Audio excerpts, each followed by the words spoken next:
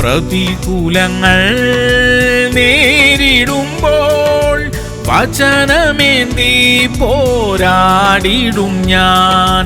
ബലഹീനനല്ല ഞാനിനിമേൽ, ശക്തനാക്കുന്നോനെൻ്റെ കൂടെയുണ്ട്.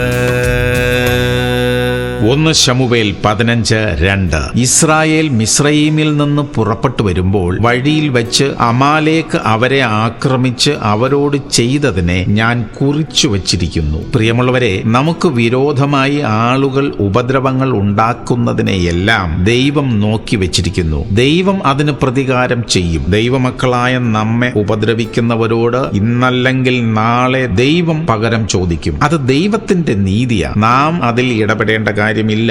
ആർക്കും ഒന്നും ദോഷമായി വരാതിരിക്കട്ടെ എന്ന് നമുക്ക് പ്രാർത്ഥിക്കാം. സ്വർഗീയ പിതാവേ, ഞങ്ങളെ ഉപദ്രവിക്കുന്നവർക്ക് വേണ്ടി പ്രാർത്ഥിക്കുകയാണ്. അറിവില്ലായ്മയിൽ ചെയ്യുന്നതാണ് കർത്താവേ, അവരോട് ക്ഷമിക്കണമേ.